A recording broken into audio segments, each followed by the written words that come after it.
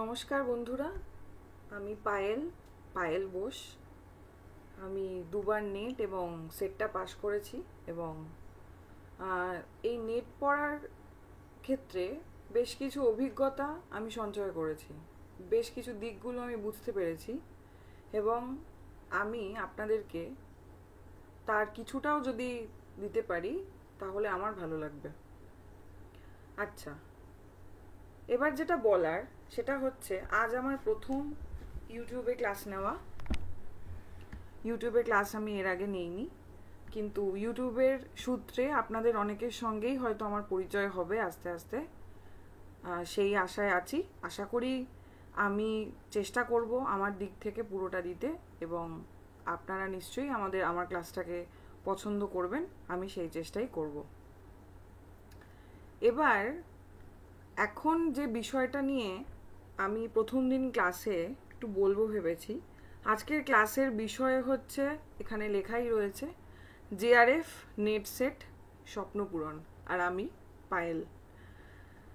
এবার যেটা বলার সেটা হচ্ছে যে আমরা জেআরএফ নেট বা সেট স্বপ্নপূরণ বললাম এই কারণেই, কারণ আমরা প্রত্যেকেই একটা সময় স্বপ্ন দেখি যে আমরা জেআরএফ পাবো, আমরা নেট বা সেটটা ক্র্যাক করব এবং আমরা অ্যাসিস্ট্যান্ট প্রফেসর হব, কলেজে পড়াবো, সেই জায়গায় যাব। আমার মতন আরও আপনাদের মতন আরও অন্যান্য অনেক মানুষেরই একই স্বপ্ন।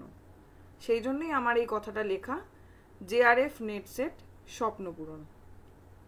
এবার বিষয়টা হলো, আমি যতদূর অভিজ্ঞতা থেকে বুঝেছি বা বুঝছি এখনো, সেটা হচ্ছে নেট আমরা কিভাবে পড়ব এই বিষয়টা জানাটা আগে ভীষণভাবে প্রয়োজন। অনেক ক্ষেত্রে কি হয়, যেহেতু আমরা মাস্টার্সে একটা ভালো নাম্বার নেওয়ার পরে আমরা নেট পড়াটা শুরু করি এবং আমরা মাস্টার্সে যেইভাবে পড়াশুনোটা করি সেই পড়াশুনোটা একেবারেই অন্য ধাঁচের। সেখানে অনেক বড় বড় প্রশ্নের আমাদের উত্তর দিতে হয়, তার জন্য আমাদের বিষয়টাকে বুঝতে হয় বা কিছুটা মুখস্থ করতে হয়, করে আমরা নানান রকম ভাবে নিজেদের মতামত প্রকাশ করার একটা জায়গা থাকে। সেটা হচ্ছে এতদিন আমরা যে গ্র্যাজুয়েশন করেছিলাম বা মাস্টার্স করি, যাই করি না কেন, এতদিন যে সমস্ত পরীক্ষাগুলো আমরা দিয়ে এসেছি, কম্পিটিটিভ এক্সামের কথা আমি যাচ্ছি না, নর্মালি একাডেমিক যে সমস্ত পরীক্ষাগুলো আমরা দিয়ে এসেছি, বা আমরা যদি কেউ বিএড এমএড ইত্যাদি করেও থাকি, আমি নিজে বিএড করেছি এবং এমএড করেছি, সেখানেও আমি দেখেছি যে যে প্রশ্নগুলো থাকে, যেরকমভাবে লিখতে দেওয়া হয়, সেগুলো 10-20 নম্বরের, 2 নম্বরের, এরকম ধরনের প্রশ্ন থাকে। কিন্তু নেটের ক্ষেত্রে যেটা যেটা খেয়াল করা যায় সেটা হচ্ছে, নেটের প্রশ্নটা থাকে না। আপনারা প্রত্যেকেই মোটামুটি জানেন, নেটের সিলেবাস সম্পর্কেও আপনাদের ধারণা থেকে থাকবে। তো সিলেবাস নিয়ে আমি খুব একটা বিস্তারিত আলোচনায় আসছি না। আমি শুধু এটুকু মনে করি যে প্রথমে আমাদের এটা জানাটা খুব প্রয়োজন যে আমরা নেটটা কিভাবে পড়ব। ইনফ্যাক্ট আমিও এটা প্রথম যখন নেট পড়তে গিয়েছি তখন আমি এটা বুঝতে অনেকটা সময় লেগে গিয়েছিল যে নেটটা কিভাবে পড়তে হবে, এবং এই সময়টা যতটা দেরি হবে আমাদের লাগতে, তত আমাদের নেট বা জেআরএফ এর এই যে স্বপ্নপূরণ, সেটা আরও দূরত্বে চলে যাবে। খুব স্বাভাবিক। তো সেই জন্যই আমার মনে হয়েছে নিজের অভিজ্ঞতা থেকে যে আমাদের আগে এটা জানা প্রয়োজন যে আমরা কিভাবে পড়ব, কোন কোন দিকগুলোর মধ্য দিয়ে গেলে আমরা কমন পেতে পারি। বলবো না, কারণ কমন ব্যাপারটা নিয়ে খুব হাস্যকর ব্যাপার হয়ে যায়, কারণ কমন বলে তো নেটে কিছু হয় না সেভাবে। কনসেপ্টটা ক্লিয়ার থাকতে হয়। এখন কনসেপ্ট ক্লিয়ারের পাশাপাশি যেটা আমরা হার্ড ওয়ার্ক করছি, সারাক্ষণ পড়ছি, তার পাশাপাশি কি করে স্মার্ট ওয়ার্কের মাধ্যমে কি করে নেট জেআরএফটা খুব জলদি আমরা পেতে পারি, সেই চেষ্টাই আমাদের থাকবে। আমিও এখানে আপনাদের সুবিধার জন্য বেশ কিছু ভিডিও দেওয়ার চেষ্টা করব আমার সুবিধা মতন এবং আপনাদের সুবিধা মতন, এবং আপনারা এই ভিডিওগুলো দেখবেন এবং আমাকে একটু জানাবেন যে আপনারা আদৌ আমার কথা বুঝতে পারছেন কিনা, বা একটু কি প্রয়োজন আর কিভাবে এগোলে আপনারা বুঝতে পারবেন? যদি আপনারা একটু কমেন্টে আমাকে জানান তাহলে আমার বুঝতে খুবই সুবিধে হয়। আচ্ছা, আর বেশি কথায় না গিয়ে আমি আজ প্রথম দিনের ক্লাসে কোনো পড়ানোর দিকে যাচ্ছি না, শুধুমাত্র আমি একটু দেখাতে চাইছি যে নেটটা আমরা কিভাবে পড়ব। যারা বিগিনার তাদের জন্য বেশ সুবিধা হবে, এবং যারা পড়ছেও তারাও যদি একটু দেখে রাখে আমার মনে হয় তাদের জন্যও সুবিধা হবে, কারণ এর পাশাপাশি আমি এটাও দিয়েছি যে এইবার প্রশ্ন কিভাবে এসেছে। তাহলে দেখুন বন্ধুরা, প্রথমে আমি এখানে হেডিংই দিয়েছি নেট পড়া আমরা কিভাবে পড়ব। এটা মূল প্রশ্ন, এটা জানাটা ভীষণভাবে প্রয়োজন যে আমরা পড়ব কিভাবে। আচ্ছা, এখানে দেখুন নেট আমরা কিভাবে পড়ব। আমি দুটো ভাগে ভাগ করে দিয়েছি, একটা হচ্ছে বাহ্যিক বিষয় দিয়েছি, একটা অভ্যন্তরীণ। কেন বলছি? কারণ যে কোনো ক্ষেত্রেই বাইরের একটা দিক থাকে এবং ভেতরের একটা দিক থাকে। যেমন টেক্সটের থাকে, তেমনি অন্যান্য সমস্ত ক্ষেত্রেই আমরা এই বিষয়টা পাই। তেমনিভাবে এই বাহ্যিক বিষয় যদি বলি, এই বাহ্যিক বিষয়ের ক্ষেত্রে আমাদের যেটা দেখতে হবে সেটা হচ্ছে এই প্রত্যেকটা বিষয়ের বা যে বই তার প্রকাশকাল। যে কোনো বই কবে প্রকাশিত হয়েছে এটা আমাদেরকে জানতে হবে, ভীষণ ম্যান্ডেটরি, এটা জানতেই হবে।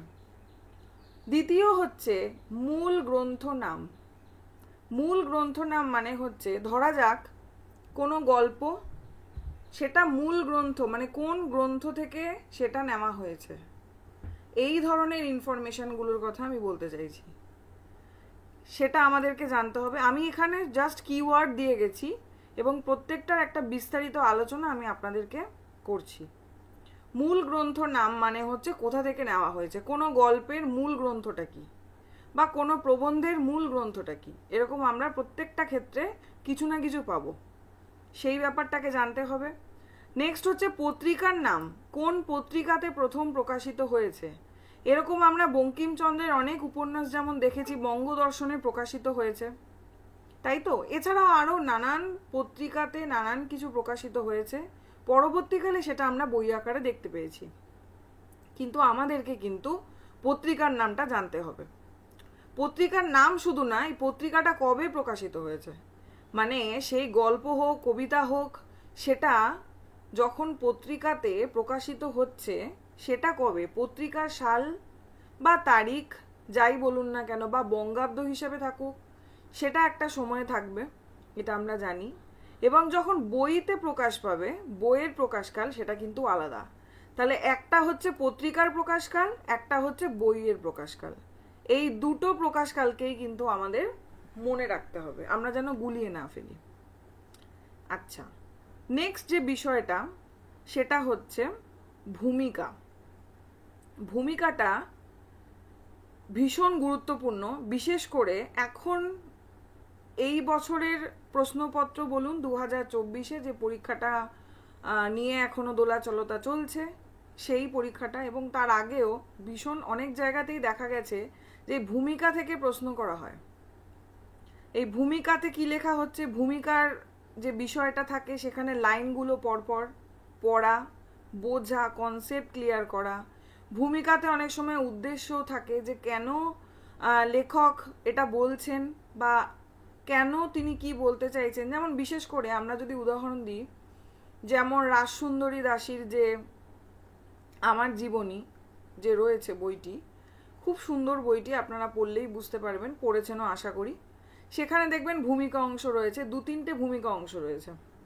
তো এই জায়গাগুলো কটা ভূমিকা রয়েছে এরকম প্রশ্ন কিন্তু আসবে না, আসবে হচ্ছে সেই ভূমিকার থেকে একটা লাইন তুলে দিল, ধরুন তুলে দিয়ে বলা হলো যে এটা হচ্ছে, হতে পারে সেই ভূমিকা সম্পর্কে 2-3 জন কথা বলেছেন, তাহলে কে বলেছেন, এরকম নানান প্রশ্ন। এবার যেমন ভূমিকা থেকে আমার যতদূর মনে পড়ছে যে সম্ভবত আপনার চাঁদ বণিকের পালা থেকে ভূমিকা থেকে একটা প্রশ্ন এসেছিল। চাঁদ বণিকের পালা যে নাটকটা আমাদের রয়েছে সেখান থেকে একটা প্রশ্ন এখানে এসেছিল, কারণ আপনারা দেখবেন ওই নাটকের শুরুতে ভূমিকাতে নাটকটা কিভাবে প্রযোজনা করা হচ্ছে, তার মঞ্চ কিরকম, কত মাপ, হ্যাঁ, কোন কোন নাটক রবীন্দ্রনাথের রাজা নাটকের থেকে ইন্সপায়ার হয়েছেন, ওথেলো থেকে হয়েছেন, এই যে বিষয়গুলো না, এই টুকরো টুকরো ইনফরমেশনগুলো কিন্তু আমাদেরকে মাথায় রাখতে হবে। তাহলে এগুলোও আমাদেরকে নোট করতে হবে। নেক্সট যে বিষয়টা সেটা হচ্ছে উৎসর্গ। উৎসর্গ মানে আমি কাকে ডেডিকেট করলাম, তাই না? দেখবেন আপনারা যদি প্রিভিয়াস ইয়ার ঘেটে থাকেন, নিশ্চয়ই আপনারা প্রিভিয়াস ইয়ার পুরনো প্রশ্নপত্র সব দেখেছেন। সেখানে দেখবেন যে উৎসর্গ করা হয়েছে কাকে, প্রশ্নটা দেয়, এবং কেন করা হয়েছে। যেমন এইবারই কি আগের বার একটা প্রশ্ন ছিল যে কেয়া চক্রবর্তীকে যে অ্যান্টিগনে কবিতাটা যে ডেডিকেট করা হয়েছে, উৎসর্গ করা হয়েছে, কেন করা হয়েছে, কারণটা কি, তিনি কে ছিলেন, 4টে অপশন ছিল। তাহলে উৎসর্গ কাকে করা হয়েছে জানতে হবে এবং কেন। যদি সত্যিই কোনো কারণ থাকে, হতে পারে অনেকে হয়তো নিজের মা, বাবা, বন্ধু বান্ধব এদেরকে ডেডিকেট করছে, সেক্ষেত্রে সেরকম খুব একটা কারণ থাকে না। কিন্তু যে ক্ষেত্রে এরকম কারণ থাকে যে এই কারণে তাকে ডেডিকেট করা হয়েছে, উৎসর্গ করা হয়েছে, সেই বিষয়টা কিন্তু আমাদেরকে মাথায় রাখতে হবে। তাহলে এই গেল 6টা পয়েন্ট। 7 নম্বর পয়েন্ট হচ্ছে পৃষ্ঠা বা প্রকাশনী। মানে দেখুন, এটা হয়তো শুনতে খুব বোকা বোকা লাগবে যে পৃষ্ঠা জেনে কি করব ম্যাডাম, বা কেউ বলতে পারে পৃষ্ঠা কি বলছেন। কিন্তু অনেক সময় আমরা দেখেছি যে বিশেষ করে মধ্যযুগের প্রশ্নগুলোতে চর্যাপদ বা ইত্যাদি ক্ষেত্রে পৃষ্ঠা থেকে প্রশ্ন দেওয়া হয়। হ্যাঁ, তারপরে এই বিশেষ করে এই প্রকাশনী, কোন প্রকাশনী থেকে বেরোচ্ছে, জীবনানন্দের বনলতা সেন কবিতা বা ইত্যাদি। যদিও আমাদের জীবনানন্দের বনলতা সেনের বিষয়টা নেই, কিন্তু এরকম প্রশ্ন কিন্তু আমরা পেয়েছি আগেও। নেক্সট যেটা, সেটা হচ্ছে অভিনয়, গান, শ্লোক ইত্যাদি কারা করেছেন বা কোথায় করেছেন। মানে কে অভিনয় করেছেন, যিনি অভিনয়, ধরা যাক কোনো নাটক, নাটক তো মঞ্চে অভিনীত হয়, তাহলে সেই যে নাটক মঞ্চে অভিনয় হলো সেটা কে করলেন। যেমন ধরুন, আমি উদাহরণ হিসেবে বলতে পারি টিনের তলোয়ার নাটক। এই টিনের তলোয়ার নাটকে যে বেনি মাধব চরিত্রটা আমরা পাচ্ছি, বেনি চরিত্রটা আমরা পাচ্ছি, বেনি, বিশেষ করে বেনি বাবু, তাহলে এই বেনি চরিত্রটার অভিনয় কে করেছিলেন? উৎপল দত্ত, আমরা প্রত্যেকেই জানি। ঠিক তেমনিভাবে আরও অনেক চরিত্র আমরা পাবো, ময়না, তারপরে আপনার গুরুত্বপূর্ণ চরিত্র প্রিয়নাথ। হ্যাঁ, এরকম নানান চরিত্রগুলো আমরা পাবো। আমি ওই নাটক থেকে পার্টিকুলার বলছি, মানে এটা নয় শুধুমাত্র ওই নাটক থেকেই জানতে হবে, প্রত্যেকটা জায়গা থেকে কে অভিনয় করেছেন এই বিষয়টা আমাদেরকে জানতে হবে। নেক্সট হচ্ছে গান। গান ভীষণ গুরুত্বপূর্ণ, গান থেকে প্রত্যেকবার প্রশ্ন দেয়। গানকে গেয়েছেন, কোন রাগে গেয়েছেন, বা কোন অধ্যায়ে গানটি রয়েছে। হ্যাঁ, বা এরকম দিয়ে দিতে পারে যে কতগুলো গান পরপর দিয়ে সাজিয়ে লেখো। আমরা প্রশ্নে দেখেছি যে ধনঞ্জয় বৈরাগীর গানকে সাজিয়ে লিখতে বলা হয়েছে, তাই না? আবার এখন এরকমও আসছে যে গানের লাইন, একটাই গানের লাইন ওলট পালট করে দিয়ে বলছে যে সাজিয়ে লেখো কোনটা আগে কোনটা পিছে লাইন। এইবারই এরকম একটা প্রশ্ন এসেছে উপন্যাস থেকে, রাধা উপন্যাস থেকে। তাহলে গানটা আমাদের জানতে হবে। শ্লোক, শ্লোকের ক্ষেত্রে বলি, আপনারা দেখবেন বিভিন্ন বিশেষ করে গল্পে বলুন বা উপন্যাসে বলুন নানান শ্লোক রয়েছে না। রাধা উপন্যাসে বেশ কিছু রয়েছে, কোন অধ্যায়ে শ্লোকটা রয়েছে, কে বলছেন, কেন বলছেন, এই বিষয়টা আমাদেরকে বুঝতে হবে। মানে কোথায় রয়েছে জায়গাটা, কত নম্বর পর্বে বা পরিচ্ছেদে বা অধ্যায়, এটা। নেক্সট হচ্ছে কিছু ক্ষেত্রে বইয়ের মলাটের রং। এটা আমি বলতে চেয়েছি, অনেক সময় আমরা হয়তো এটা খুব হাস্যকর মনে হবে, কিন্তু এই ধরনের প্রশ্নও নেট করে থাকে। সেটা হচ্ছে বইয়ের মলাটের রংটা কি ছিল, ঠিক আছে, সেটাও আমাদেরকে একটু দেখে যেতে হবে। এবার আপনি বলবেন যে ম্যাম আমার এই বই তো পিডিএফ, আমি প্রিন্ট করেছি, কি করে জানবো? বা কেউ হয়তো বলবেন যে এখনের যে প্রকাশিত হয়েছে বইটি, বইটির রংটি হয়েছে খয়েরি, কিন্তু প্রথমে কি ছিল তা তো ম্যাম আমরা জানি না। এইরকম কোনো দোলাচলতা থাকলে তাহলে হয়তো নেট সেখান থেকে প্রশ্ন করবে না, না করার সম্ভাবনাটাই বেশি, করলেও ভুল। অবশ্য এনটিএ কে বলা যায় না, এনটিএ যেখান থেকে ইচ্ছা প্রশ্ন করে থাকে। আপনারা চেষ্টা করবেন যে জেনে রাখতে, যদি জানতে পারেন অথেন্টিক বিষয়টা, মানে যখন বইটা প্রকাশিত হয়েছিল সেই সময় মলাটের রং। নেক্সট হচ্ছে লেখার উদ্দেশ্য, মানে উদ্দেশ্য লেখার আমি বলেছি, মানে কেন উনি এটা লিখলেন। ধরা যাক মেঘনাদ বধ কেন লিখেছিলেন, কি কারণে লিখেছিলেন, এরকম ধরনের কোনো কনসেপচুয়াল কোশ্চেনও দিয়ে দিতে পারে। আশা করি আপনারা এই জায়গাটা বুঝতে পেরেছেন। আপনারা আমাকে কমেন্টে জানাবেন যে আপনারা কোন পয়েন্ট বুঝতে পারেননি বা কোথায় কোনো অসুবিধা হচ্ছে কিনা। তাহলে বাহ্যিক পয়েন্টের মানে বাহ্যিক বিষয়ের মধ্যে আমরা এই বিষয়গুলোকে পেলাম। এবার দেখুন নেক্সট আমি লিখেছি হচ্ছে অভ্যন্তরীণ যে বিষয়, অর্থাৎ যে বিষয়গুলো বইয়ের ভেতরের অংশ, যেগুলোকে আমাদের খুবভাবে পড়তে হবে। সেটা কি? প্রথম এবং না বললেই নয়, সেটা হচ্ছে সমস্ত টেক্সটকে খুঁটিয়ে পড়তে হবে। প্রত্যেকটা টেক্সট খুঁটিয়ে পড়তে হবে, প্রত্যেকটা লাইন ধরে ধরে পড়তে হবে। ঠিক আছে? হাইপেন কমা কোথায় আছে, কেন আছে, সেটাও বুঝতে হবে। নেক্সট, পড়তে পড়তে পেন্সিল দিয়ে দাগাতে হবে, এটা আপনারা জানেন, তবুও আমি লিখে দিয়েছি, দাগিয়ে দাগিয়ে পড়বেন আপনারা। 3 হচ্ছে কনসেপ্ট ক্লিয়ার, মানে শুধুই মাত্র যে কোনো গল্প, যে কোনো প্রবন্ধ পড়ে গেলাম, গড়গড় করে পড়ে গেলাম, লাইন মুখস্থ করে গেলাম হবে না, কনসেপ্টটা ক্লিয়ার করতে হবে। কারণ মন্তব্য যুক্তি যখন প্রশ্ন আসে তখন কিন্তু অনেক সময় একটা মন্তব্য দিয়ে দেয়, একটা যুক্তি দিয়ে দেয়। এবার ধরুন আপনি বললেন মন্তব্য পড়ে দেখলেন মন্তব্য ঠিক এবং যুক্তিও ঠিক, কিন্তু এখানে অপশানে থাকে 4টে অপশানের 1 নম্বর অপশানে দিয়ে দিল যে মন্তব্য ঠিক যুক্তি ঠিক, কিন্তু যুক্তিটা মন্তব্যের সঙ্গে গ্রহণীয় নয়, মানে যাচ্ছে না, অ্যাডজাস্ট করছে না। এরকম আপনারা দেখবেন, আপনারা পেপার 1ও এরকম পেয়েছেন, তাই না? ঠিক তেমনি মানে both statement are true, but এরকম থাকে, দেখবেন আপনারা খেয়াল করবেন। এরকমভাবে কিন্তু আজকাল এই বাংলা পেপারে সেকেন্ড পেপারেও দিচ্ছে আর কি। ঠিক আছে, যাই হোক, তো সেক্ষেত্রে আমরা হয়তো মন্তব্যটা জেনে গেলাম যে হ্যাঁ ঠিক বলছে কি ভুল বলছে, কিন্তু আমরা যদি এটা না জানি যে এটা কি এটার সঙ্গে জাস্টিফাই করছে, সেটা বুঝতে গেলে কিন্তু আমাদের যে কোনো যে বিষয়টা আমরা পড়বো তার কনসেপ্টটা বুঝতে হবে।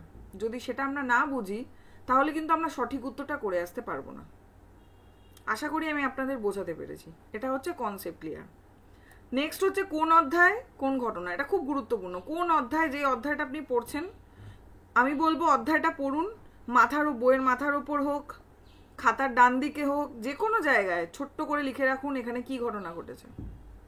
যেমন ধরুন আপনার আমি একটা উদাহরণ দিয়ে ধরুন বলি, পুতুল নাচের ইতিকথা উপন্যাস, সেখানে 13খানা অধ্যায় রয়েছে সম্ভবত। 1 নম্বরে কি ঘটেছে, ফার্স্টেই আমরা হারু ঘোষের মৃত্যু দেখতে পেলাম, হ্যাঁ, পঞ্চুর মৃত্যুর খবর পাচ্ছি, এরকমভাবে কি কি ঘটনাগুলো ঘটেছে। 2 নম্বরে কি ঘটেছে, 3 নম্বরে কি ঘটেছে, এরকমভাবে যদি একটু ঘটনাগুলোকে আমরা লিখে রাখি তাহলে কি হবে, ওখান থেকে যদি উক্তি তুলেও কোনো কোশ্চেন আসে তাহলে আমরা বুঝতে পারবো যে এই উক্তিটা এই অধ্যায়ে থাকতে পারে, কারণ এই অধ্যায়ে এই ঘটনাটা ঘটেছিল। ঠিক আছে, আসলে আমাদেরকে একটু বুদ্ধি করে উত্তর করে আসতে হবে। ঠিক আছে, সব সময় সব জিনিস আমরা মুখস্থ করতে পারবো না, কিন্তু আমরা যদি এই ধাঁচে পড়াশোনাটা করি তাহলে কিন্তু প্রথম থেকেই আমরা ক্লিয়ারভাবে এগোতে পারবো। এটা কিন্তু স্মার্ট ওয়ে স্টাডি, শুধুই হার্ডওয়ার্ক করলে চলবে না। আচ্ছা, নেক্সট দেখুন 5 নম্বর পয়েন্ট আমি লিখেছি স্মরণীয় বিষয়, জন্ম, মৃত্যু ইত্যাদি। মানে যখন আপনারা দাগিয়ে দাগিয়ে পড়বেন না, তখন কি কি গুরুত্বপূর্ণ বিষয় রয়েছে সেখানে, জন্ম, মৃত্যু ইত্যাদি, কারোর বিয়ে হচ্ছে, হ্যাঁ, কেউ মারা যাচ্ছে, যেমন দেখা গেল 4টে মৃত্যু দৃশ্য দিয়ে দিল, দিয়ে বলছে সাজিয়ে লিখুন কে আগে মারা গেছে কে পরে মারা গেছে। এক্ষেত্রে দেখুন কে কবে মারা গেছে সেটাও যেমন জানতে হবে, ঠিক তেমনিভাবে কোন অধ্যায়ে মারা গেছে এটাও আমাদের জানতে হবে, এবং সেটাও পরপর জানতে হবে, নয়তো আমরা কি করে লিখবো যে কে আগে মারা গেছে কে পরে, তাই না?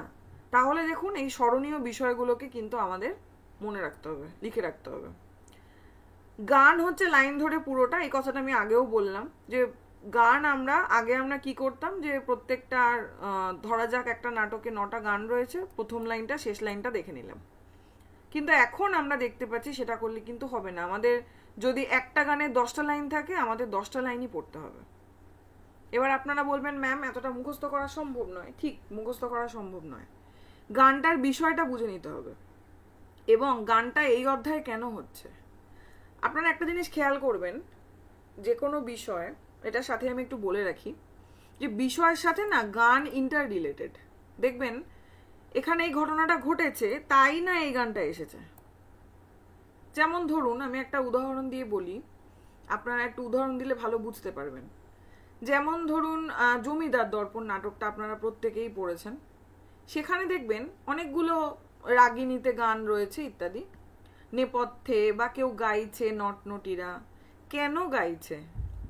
আপনারা দেখবেন শুরুতে একটা গান রয়েছে, পাষাণ সমান প্রাণ, এরকম একটা কিছু গান রয়েছে। তার আগে আমরা দেখব যে নটি মালা গাচ্ছেন এবং যে নট সে ফিরে আসছে না, তো তখন তার দুঃখে গানটা এসছে। আবার দেখবেন যেখানে দেখা যাচ্ছে যে আবু মোল্লাকে ধরে নিয়ে যাওয়া হচ্ছে, সেখানে তিনি সেখানে একটা গান আছে যে আর কে আছে, মানে কে আছে আর আমাদেরকে বাঁচানোর কে আছে। তো এইভাবে যদি আপনারা বিষয়টার সঙ্গে গানটাকে ইন্টার রিলেট করে পড়েন না, আমার মনে হয় অনেকটা ক্লিয়ার হবে। নেক্সট হচ্ছে কবিতা মুখস্থ। এখানে না মানে কি বলবো আমি, কবিতাগুলো মুখস্থ করা ছাড়া সত্যিই উপায় নেই। আপনারা দেখবেন কবিতা থেকে শূন্যস্থান হিসেবে প্রশ্ন চলে আসে। একটা লাইন দিয়ে মাঝে একটা শব্দ না দিয়ে বা 4টে অপশানে দেয় কোন শব্দটা ওখানে বসবে। বা কবিতা শুধু মুখস্থ আমি বলবো না, এটাও আমি সেম লাইন ধরে পড়তে বলবো। মানে মুখস্থ করলে তো লাইন ধরে পড়া হবেই, পরপর লাইন দিয়ে দিয়ে দিয়ে দিয়ে এরপর বলবে কোনটা আগে কোনটা পড়ে, এরকম একটা ব্যাপার আছে। বা কোন কবিতা কে লিখেছেন। আজকাল মিক্স কোশ্চেন খুব আসছে। যেমন ধরুন এখানে একটা বিষ্ণুদের কবিতা, এখানে একটা সুভাষ মুখোপাধ্যায়ের কবিতা, এখানে একটা জীবনানন্দের কবিতা, এখানে একটা কবিতা সিংহের কবিতা, এবং 4 জনের নাম এরকম ভাবে দিয়ে দিল, দিয়ে বলছে যে মানে আপনাকে ম্যাচ খাওয়াতে হবে যে এটার সঙ্গে কে হবে। এই সুভাষ মুখোপাধ্যায়ের কবিতা, তাহলে এখানে যদি সুভাষ মুখোপাধ্যায় লেখা থাকে তাহলে এর কবিতা এটা, এখানে যদি কবিতা সিংহ লেখা থাকে এটা এটা, এরকম ভাবে আর কি। এরকম ভাবে আমাদেরকে দেখা যাচ্ছে এর সাথে এরকম করে ম্যাচ করে করতে হবে, তাহলে আমরা কিছু বাদ দিতে পারবো না। শুধুমাত্র এটা কবিতার ক্ষেত্রে নয়, আমরা দেখব ইউনিট 5 অর্থাৎ আপনার গল্প, ছোট গল্পের ক্ষেত্রেও এরকম প্রশ্ন এসেছে, উপন্যাসের ক্ষেত্রেও এসেছে। সুতরাং এই জায়গাটা কিন্তু আমাদের মনে রাখতে হবে। এখন খুব প্রচন্ড পরিমাণে এনটিএ মিক্স কোশ্চেন করছে। আচ্ছা, নেক্সট হচ্ছে গান। গান কে গেয়েছে, কোন গানটা কে গেয়েছে, কোন জায়গায় গেয়েছে। হ্যাঁ, আবার দেখবেন আপনারা ইউনিট 8-এ রবীন্দ্র সাহিত্যে দেখবেন এক কবিতাগুলো যে রয়েছে, চিত্রা, পুনশ্চ ইত্যাদি, তো সেখানে এই কবিতাটা কোথায় বসে লেখা হয়েছে, আচ্ছা সাল কি, তারিখ কি, কোথায় বসে লিখেছেন, এই বিষয়টা দেখা হয়েছে না। তো এই দিকগুলো কিন্তু দেখতে হবে। গান গেয়েছে, কে গেয়েছে, কোন জায়গায় গেয়েছে, কোন জায়গায় বসে গানটা গাইছে, কেন গাইছে ইত্যাদি। গানটার যদি কোনো উৎস থাকে, অর্থাৎ দেখা যাক কোনো গানের একটা উৎস রয়েছে। যেমন ধরুন উদাহরণ হিসেবে আমি বলতে পারি যে শাহজাহান নাটকটা আপনারা পড়েছেন আশা করি। সেখানে দেখবেন পিয়ারার কতগুলো গান রয়েছে। আমার যতদূর মনে পড়ছে পিয়ারার বোধহয় 5খানা গান রয়েছে। এই 5টা গানের মধ্যে দেখবেন 2টো গান না একটা চণ্ডীদাসের একটা জ্ঞানদাসের সম্ভবত। তাহলে মানে চণ্ডীদাসের পদ এবং জ্ঞানদাসের পদ, তাহলে আপনাকে সেই গানের মাঝের লাইন তুলে বলতে পারে যে এই যে গানটা পিয়ারা গেয়েছে এটা কার, মানে মূল উৎস কি, ওটা চণ্ডীদাসের পদে। তো এই ব্যাপারটা আমি বলতে চাইছি যে মূল যে বিষয়টা, মূল যে সোর্সটা গানের, সেটা কিন্তু আমাদের জানতে হবে। নেক্সট হচ্ছে ঘটনা পরপর মনে রাখা। ঘটনাকে মনে রাখতে হবে পরপর, এটা আমি আগেও বলেছি। তারপরে আসছি গুরুত্বপূর্ণ উক্তি পরিচ্ছেদ। গুরুত্বপূর্ণ উক্তি, কিছু উক্তি পড়লে আমরা বুঝতে পারি যে বিষয়গুলো খুবই গুরুত্বপূর্ণ। এরপর যত আমি আপনাদের যে কটা ক্লাস আমি আপনাদের নিতে পারবো বা করানোর চেষ্টা করব, সেখানে আমি দেখবেন আপনাদের কিরকম উক্তিগুলোকে চেষ্টা করব দাগিয়ে দাগিয়ে বলে বলে দিতে, যাতে আপনারা বুঝতে পারেন। তার মানে এটা নয় যে ওর বাইরে আর কোনো গুরুত্বপূর্ণ নেই। অবশ্যই আপনারা নিজেরা পড়বেন এবং বিষয়টাকে ক্লিয়ার হবেন, তবে আমি আপনাদেরকে কিছুটা হলেও আশা করি এর দিকে সাহায্য করতে পারবো। তাই এখানে হচ্ছে গুরুত্বপূর্ণ উক্তিগুলো জানতে হবে এবং এই উক্তিগুলো কোন পরিচ্ছেদের অন্তর্গত সেটাও জানতে হবে। এইবারই প্রশ্ন এসেছে শ্রীকান্ত থেকে এবং অন্যান্য জায়গা থেকে যে একটা উক্তি দিয়ে দেওয়া হয়েছে এবং উক্তি দিয়ে দিয়ে জিজ্ঞেস করা হয়েছে যেটা কোন অধ্যায় থেকে এসেছে। তাহলে অধ্যায়ের বিষয়টা যদি আমরা না জানি তাহলে কিন্তু আমরা পারবো না। নেক্সট দেখুন গানের রাগ, অর্থাৎ একটু আগেই যেটা বললাম যে কোনো গান যখন গাওয়া হচ্ছে না, ওটা কোন রাগে গাওয়া হচ্ছে, এই বিষয়টা আমাদেরকে দেখতে হবে। নেক্সট হচ্ছে 13 নম্বরে আমি লিখেছি কোন পরিচ্ছেদে কোন ঘটনা। কোন একটা পরিচ্ছেদ, সেখানে কোন ঘটনাটা ঘটছে সেটা জানতে হবে। উক্তির ক্রম, কোনো উক্তি দেওয়া, উক্তির ক্রম মানে ধরা যাক একটা ক্যারেক্টার তুলে দেওয়া হলো, বাকি ইতিহাসের সীতানাথ চরিত্র। হ্যাঁ, এই সীতানাথের দেখা গেল যে বলা হচ্ছে যে সীতানাথের কতগুলো এইবারই সম্ভবত এসছে যে সীতানাথ ক্যারেক্টারের তার বলা কতগুলো এরকমভাবে দিয়ে দেওয়া হয়েছে, 5খানা দিয়ে বলা হচ্ছে কোনটা আগে বলেছে কোনটা পরে বলেছে, ঘটনার পরম্পরা এরকম কিছু ছিল, সেটা জানতে হবে। নেক্সট দেখুন হচ্ছে 15 নম্বর হচ্ছে পরপর সাজিয়ে মনে রাখা। মানে এখন এইটার দিকে এনটিএ ভীষণ মানে ভালোবেসে ফেলেছে আর কি, সাজিয়ে সাজিয়ে প্রশ্ন, সাজিয়ে লেখো সাজিয়ে লেখো, এটা আমরা প্রচণ্ড পরিমাণে দেখতে পাচ্ছি আজকাল। বোঝা গেল? এখানটা আমি লিখে একদম ইয়ে করে দিয়েছি, আমি একটু মুছে দিচ্ছি এখানটা। আচ্ছা, তারপরে দেখুন, তাহলে এই বিষয়গুলো আশা করি আপনারা বুঝতে পারছেন। এই পিডিএফটা আপনারা দেখবেন এবং দেখে যদি আপনারা চেষ্টা করতে পারেন এগুলো খাতায় একটু লিখে নিতে, তাহলে হয়তো আপনারা বুঝবেন যে কোন কোন দিকগুলো দেখতেই হবে। হতে পারে আমি হয়তো কিছু ছেড়ে গেছি, আপনারা আমাকে জানাবেন সেগুলো, এবং আমি চেষ্টা করছি সেগুলো অনেকটা কিছু মনে পড়লে মুখে মুখে বলে দেওয়ার। তার পাশাপাশি যেটা খুব গুরুত্বপূর্ণ সেটা হচ্ছে 2024-এ মানে এই যে পরীক্ষাটা এবার হলো, সেই পরীক্ষাতে কি ধরনের প্যাটার্নের প্রশ্ন এসছে। আচ্ছা, কোশ্চেন অ্যানালাইসিস করাটা কিন্তু ভীষণ প্রয়োজন। দেখুন, গানের লাইনের ক্রম হয়েছে, গানের লাইন দিয়ে দিয়েছে, পরপর পরপর লিখতে বলছে। 2 এসেছে কোন পরিচ্ছেদে কোন ঘটনা, কোনো একটা পরিচ্ছেদ দিয়ে দিচ্ছে, কোনো ঘটনা দিয়ে দিচ্ছে, বা কোনো ঘটনার লাইন, কোনো একটা উক্তি দিয়ে দিচ্ছে, উক্তি কোন পরিচ্ছেদে আছে। ঠিক আছে, এই যেমন আমি এখানে দিয়েছি উক্তিগুলোর পরিচ্ছেদ, অর্থাৎ উক্তি দেওয়া সেটা কোন পরিচ্ছেদের অন্তর্গত। নেক্সট আসছে হচ্ছে উক্তির ক্রম। উক্তির ক্রম মানে হচ্ছে অনেকগুলো উক্তি পরপর পরপর দেওয়া, সেগুলো ক্রমানুসারে লিখতে হবে। তারপর হচ্ছে কোন গান কোন রাগের, এটা আমি আগেও বলেছি গুরুত্বপূর্ণ, কোন গানটা কোন রাগে রয়েছে। নেক্সট হচ্ছে সব কিছুর ভূমিকা অংশ, এর আগেও আমি বললাম যে প্রত্যেকটার ভূমিকা অংশ কিন্তু পড়তে হবে। তাহলে দেখুন 2024-এ আমরা এই 6টা প্যাটার্নে মোটামুটি পাচ্ছি, এবং এখানে সাজিয়ে লেখো, গানের লাইন মানে আপনি বুঝে নিন সাজিয়ে লেখো, সিকোয়েন্স অনুযায়ী পরপর পরপর। ঠিক আছে, এবং ফ্ল্যাট কোশ্চেন খুব কম দিচ্ছে আজকাল, সেরকমভাবে আমার খুব একটা চোখে পড়েনি। মানে এইবার যে প্রশ্ন এসেছে 80% প্রশ্নই হচ্ছে আপনার এরকমভাবে, এবং প্রশ্ন কিরকম আসে আমরা জানি, শুদ্ধ অশুদ্ধ মন্তব্য যুক্তি ইত্যাদিভাবে আসে। ধীরে ধীরে আমরা আলোচনা করব। নেক্সট দিন আমি চেষ্টা করব একটা সোজা জায়গা ধরতে, গল্পের পার্ট থেকে শুরু করতে। তো সেখানের প্রত্যেকটা লাইন দাগিয়ে দাগিয়ে হাইলাইট করে এবং বুঝিয়ে আমি যতটা পারবো চেষ্টা করব। তো যাই হোক, তো এই বিষয়টা আপনারা কিন্তু মাথায় রাখবেন যে এগুলো আপনাদের দেখতেই হবে। এইগুলো কিন্তু যদি ফলো না করেছেন, না দেখেছেন, তাহলে কিন্তু সমস্যা। তাহলে এই বিষয়গুলো কিন্তু আপনাদের মাথায় রাখতে হবে যে কিভাবে করবেন। পিডিএফটা আপনারা দেখতেই পাচ্ছেন, আপনারা লিখে নিতে পারেন, ভিডিওটা পজ করে করে করে লিখে নেবেন। এবং যদি আমার এই ভিডিওটা ভালো লাগে, যদি মনে হয় আপনাদের উপকার হচ্ছে, আপনারা সাবস্ক্রাইব করতে পারেন, বেল আইকন ক্লিক করে দিতে পারেন। তার ফলে পরবর্তী যে ক্লাসগুলো আমি নিতে চলেছি সেগুলো আপনারা হয়তো পেয়ে যাবেন। আচ্ছা, তাহলে আশা করি আপনারা আজকের বিষয়টা বুঝতে পেরেছেন বা আমি বোঝাতে পেরেছি। যদি আপনাদের এই নিয়ে কোনো কোশ্চেন থাকে, এনি ডাউট, যে কোনো কিছু, আপনারা আমাকে কমেন্টে জানান, আমি প্রত্যেককে উত্তর দেওয়ার চেষ্টা করব। তাহলে আজকে ক্লাসটা আমি এ পর্যন্তই রাখছি। ধন্যবাদ, সবাই ভালো থাকবেন। ধন্যবাদ।